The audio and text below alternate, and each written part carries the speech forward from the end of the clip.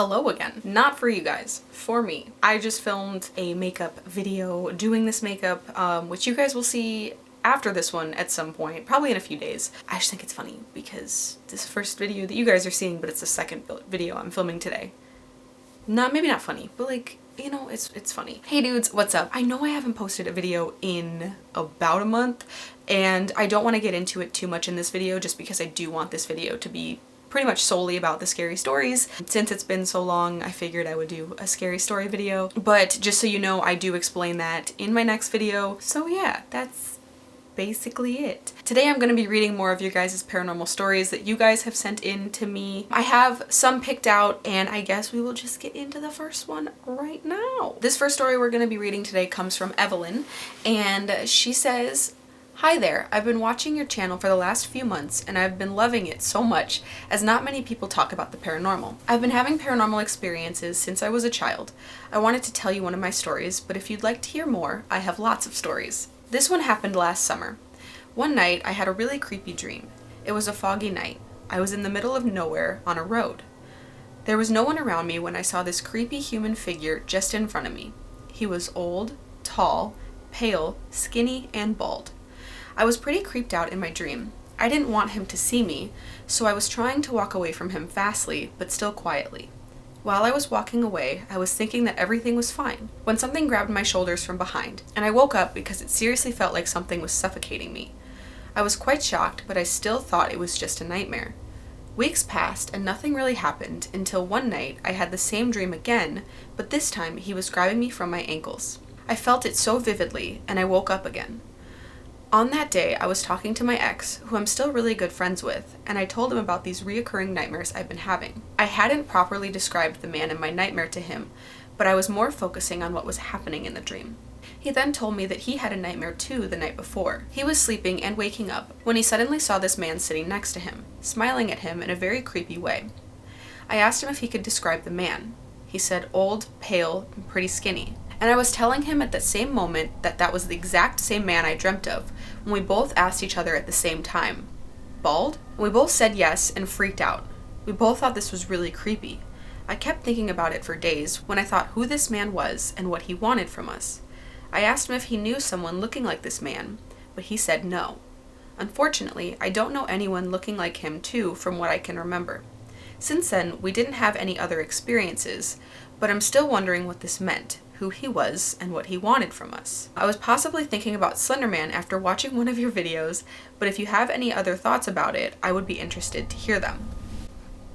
Nothing really stands out in particular of like who it could be or what it could be. There are a ton of different entities or just shadow people or just spirits in general that it literally could be anybody. It could just be something that is just kind of attached to either both of you, or maybe because you guys are such good friends, it can reach both of you in some way. That definitely is interesting that you guys both had the dream. Well, you had a dream and he saw him when he woke up, so unless it was the dream before he woke up. That part I was a little bit confused on, but either way, that's really creepy, and it's so crazy that you guys had the same exact entity or spirit or person in both of your dreams or waking states. Yeah, I'm sorry I'm not more help of like figuring out who it was, but that's definitely so weird that both of you guys experienced that. Thank you so much for sharing, and I'm so sorry you had to go through that. That sounds so scary. So this second story comes from Kayla, and the reason I picked it is because I skimmed it a little bit, but the title really stood out to me. She titled it "The Ghost in the Orange Shirt," so let's get into it. She says, "Hi Ash, my name is Kayla and I've been a fan of yours for a while now, especially your paranormal story times. My sister has had quite a few encounters with ghosts, but I've never really been a big believer of ghosts until I moved into the house I currently live in 3 years ago. I have had a few encounters with shadow people, one with a mysterious white flash, and of people calling my name, but no one being there.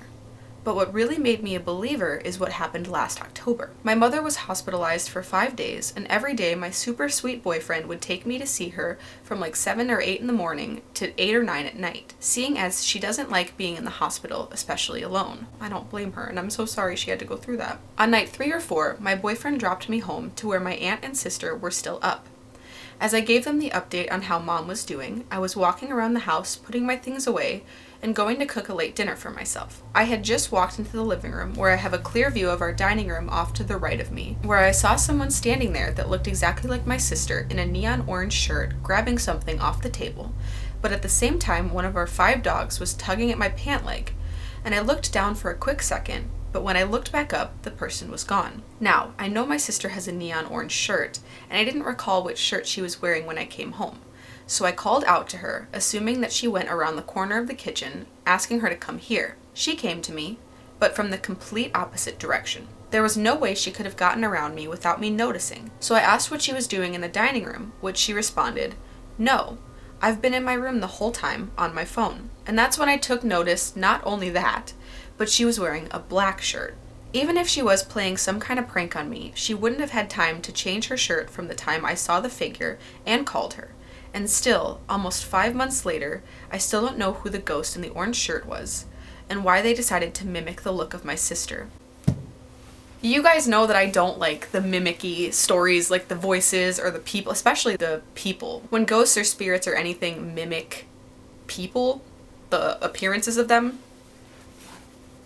count me out. I hate it. I hate it. I just can't imagine going downstairs and like seeing my sister in the kitchen, for her to disappear, and then me to be like, "Hey Al, come out," and then her to like come downstairs in the complete opposite direction and be like, "What's up?" and then have her be wearing like a different shirt. Like, I can't imagine how you must have felt. What was the purpose of showing you that, showing themselves to you in that way? Was it to make you scared? Was it to surprise you? Like, play a prank? Be malicious? You know, like, you never really know.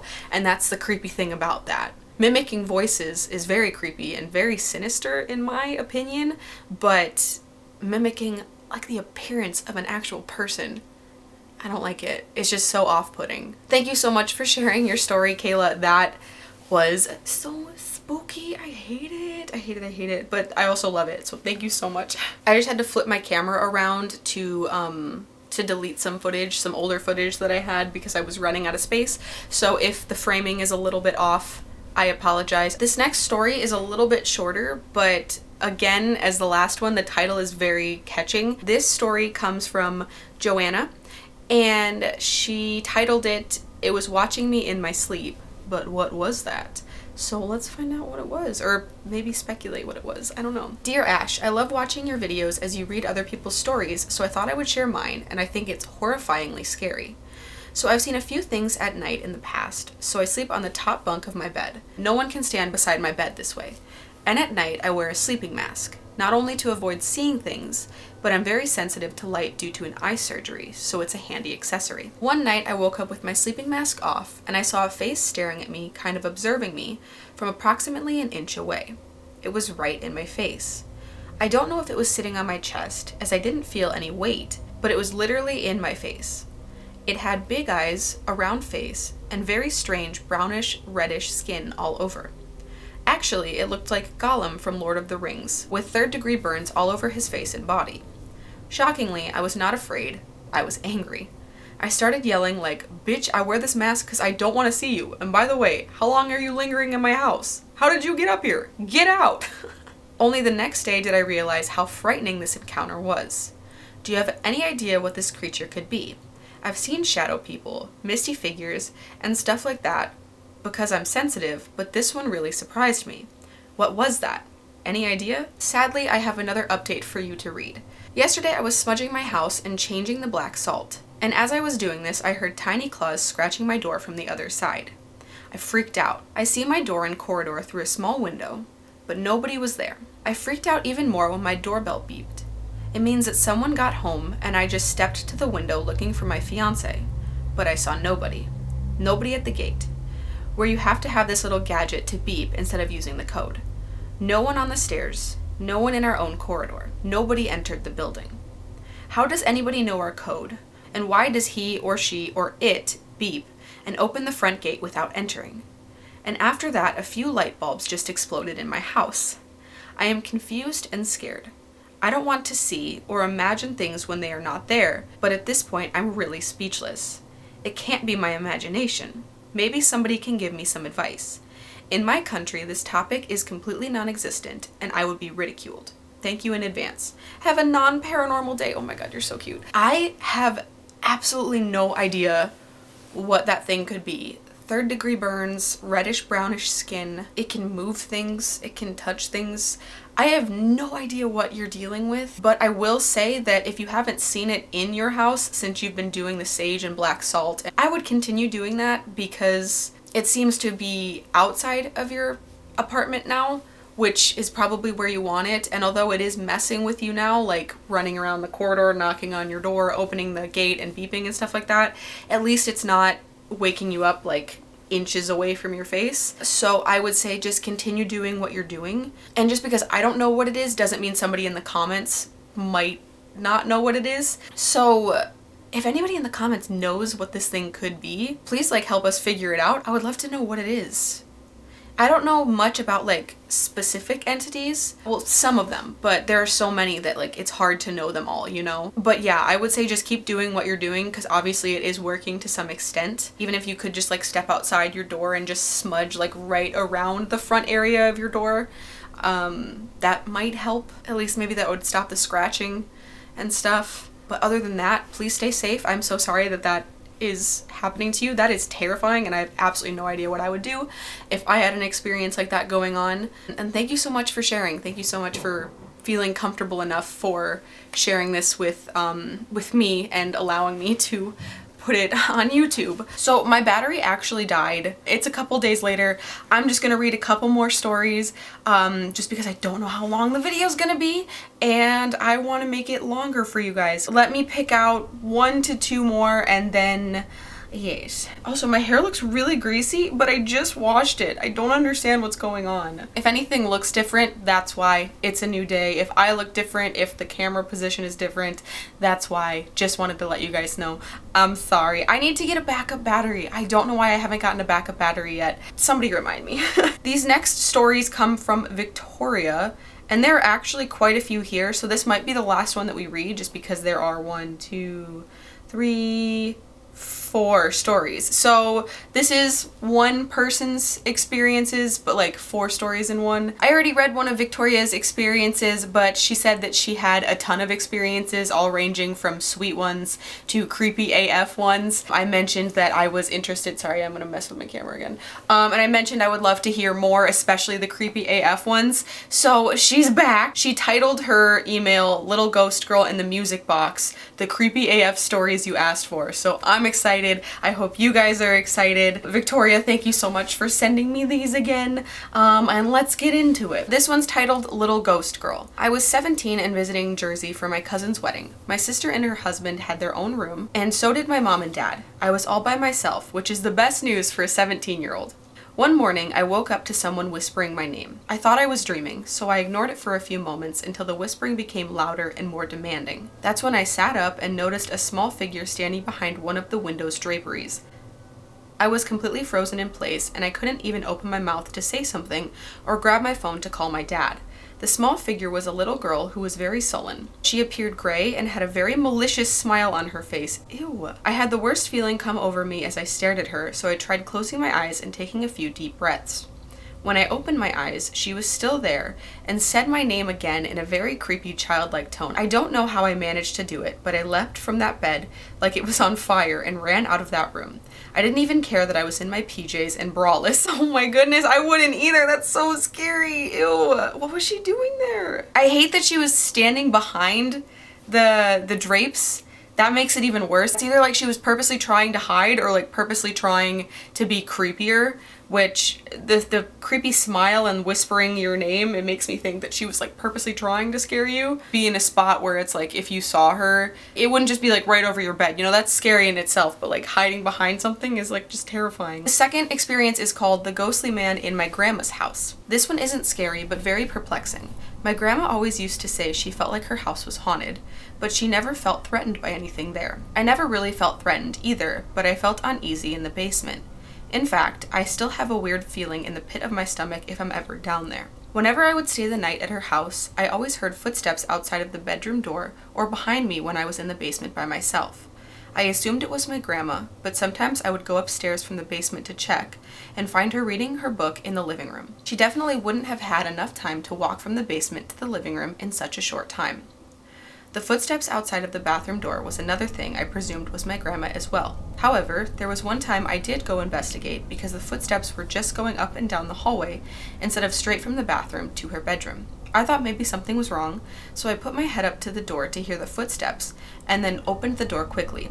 Nothing was in the hallway and my grandma was sound asleep in her bed. There was another time when my sister and I were at my grandma's house alone, playing paper dolls on the rug in the hallway. We both felt something strange and looked over at the end of the hall, where the bedrooms and bathroom are, to notice a man walk from the bathroom to my grandma's bedroom. My sister and I jumped up and ran out of the house into the backyard. This was before cell phones were really a thing, so we couldn't use the landline to call my mom since she didn't have a cell phone. That one, like you said, it's not like scary, but it's very perplexing because I don't think that man was like purposely trying to be noticed by you guys, but you guys did hear noises, so maybe he was. I think maybe it was just more of like chance, you know, like he was just going about whatever it is this ghost man walking around is doing and you guys just happened to like spot him. I don't think it was like a let me instill fear like the first story you mentioned with the little girl. It was more of I'm walking to the bedroom, you know, like it's not anything more than that. But that's so crazy that you guys both saw that. This next one's called The Music Box. My grandma used to live with her brother before he passed away because he was too unwell to care for himself. I'm not sure exactly what happened to him because he was fine growing up, but something happened to him that caused him to stop talking. It could have been the war, World War II, or another traumatic incident, but I was too young to ask those types of questions. I simply knew him that way my whole life. When he passed away, my grandma left his room pretty much the same. She got rid of his clothes but kept the same furniture and some of his knickknacks. Well, one evening, when I was staying with my grandma and we were baking cookies in her kitchen, we both heard music coming from his room. I looked at her perplexed and asked, "What is that?" She shrugged her shoulders and had us both go towards the sound of the music, only to find that it was coming from a music box in his old room. I picked it up and it stopped playing. My grandma let me keep the music box because she believed her brother wanted me to have it. He used to love giving my sister and I little gifts, and the music box had never started playing for just my grandma. So I took it home and placed it on my bedside table. It only ever played by itself 2 more times after that. Once when I was about 12, and the last time when I was home from college. I still have it, but sadly it's in storage right now. That's so sweet. Oh. We're at the 4th one, which is called My Room, and then in parentheses she wrote, I saved the best for last, and it's also the longest. And so I'm really excited. So let's get into it. And she starts it off by saying, I'm saving this one for last because 1, it's the longest, and 2, it's the creepiest by far. So I'm so excited. My family moved into a new house by the woods when I was in grade school. It was a brand new house that they had built, so I'm not sure why I had so many experiences in that house. Nevertheless, I hated that house from day one. Even when my dad took me to watch it being built, I said that I didn't want to move into it. I just got a super weird vibe. Anyways, fast forward to when I'm about 12 to 16. Between those years is when I had the creepiest stuff happen to me. I never felt comfortable being alone in that house. I never felt comfortable walking around that house when it was dark to go to the bathroom or to get a glass of water. I absolutely hated my bedroom and couldn't stand my closet. There was no rhyme or reason as to why I would be afraid of my bedroom and closet because, like I said, it was a brand new house. Nevertheless, I always had the worst feeling whenever I would be in there. I would get anxious and also get really angry. Plus, it was the coldest room in the house thanks to a 7th grade science experiment my sister decided to do with cockroaches. It's best not to ask. I kind of want to ask. I still don't even know the full experiment. All I know is that I had to have a container of cockroaches in my room for a week and I was miserable. That sounds horrible. Why did, if it's your sister's experiment, why didn't she keep them in her room? Why did she have to keep them in your room? That's not okay. My sister came to me and she's like, I'm doing a science experiment. Can I keep a container of cockroaches in your room for a week? I'd be like, no, what's wrong with your room? You got a room. Keep your cockroaches in there. I don't want your cockroaches, When I was 12 or 13, my sister and I would have sleepovers in each other's rooms. Sometimes we would stay in her room and sometimes we would stay in mine. One night, we were in my room and in the middle of the night, the radio turned on full volume. We both woke up and shrieked because it was so loud. I ran over to turn it off and my mom ran in to ask what was going on. I told her it just turned on by itself. She told me to unplug it and go back to bed. That same night, we also heard a loud bang from my closet. It literally sounded like chains rattling. I'll never forget that sound. My sister was freaking out, so I went to the closet to check and see if anything had fallen. There was nothing out of place, and there was absolutely nothing in the closet that would have sounded like chains rattling. She immediately left and said she was never spending the night in my room again. The exact same thing happened to a friend of mine during a sleepover at my house. The radio turned on by itself in the middle of the night, full volume. Needless to say, it scared her like crazy. She also never slept over again. Lastly, the worst experience I had in that room is something that is so hard to explain and makes me sound insane. Even to this day, I can still vividly picture it, but I have absolutely no explanation for it. I was about 16 and sitting on my bed listening to music. I was sitting up and singing when I happened to casually look over next to me. I stopped singing immediately because I saw me sitting next to me. Yes, you heard that correctly. I was sitting next to myself. Ew, why did I just get like full body chills? I was sitting next to myself. I froze for a few seconds, but it felt like minutes. The other me, or my doppelganger I guess, smiled so creepily at me. Ew. I stood up and screamed. Then my closet door flung open and I screamed again and ran downstairs in tears, completely shaken up. My parents asked what was wrong and I tried to explain what happened, but they said it must have been the wind and that I probably just imagined it. I told them that the window wasn't even open and I still don't think they believed me, even to this day. They kept saying there was no way the house was haunted because they had just built it. However, I'm fully convinced something was there. I hope you enjoyed these. Thanks again for reading the first story I sent you. What? Girl, things follow you. Oh my god, things are like totally like attracted to you for you to have so many experiences. One, I am so sorry you have to experience, especially that last one, seeing yourself sitting next to you, like smiling at yourself. Ew, I hate thinking about that. I hate everything about that. I see why that's like the creepiest experience you've had. I can't even imagine. That sounds like something out of like literally a horror, like literally Us. You know that movie Us about the doppelgangers that are trying to like kill you? It sounds exactly like that. That is crazy. Victoria, thank you so much for sending me those stories. They are good ones to end on, honestly. Thank you guys so much to everyone who has sent me stories so far. If you have not sent me any stories or you want to send me an update or another experience you've had, please send it to ashparanormalstories@gmail.com. I will put it across the screen right now for you guys to see, and then I will also leave it at the top of the description bar below. I hope you guys enjoyed this. I apologize that I was gone for so long. My next video, I kind of go into it a little bit. If you guys don't care about that, totally fine, whatever, doesn't matter. I am back now. I will be sticking to an actual schedule now, so I apologize for being gone. I missed you guys. Thank you for letting me come back. But other than that, I'm gonna go. Thank you guys so much for watching. I love you guys, and I'll see you guys next time. Bye, everybody.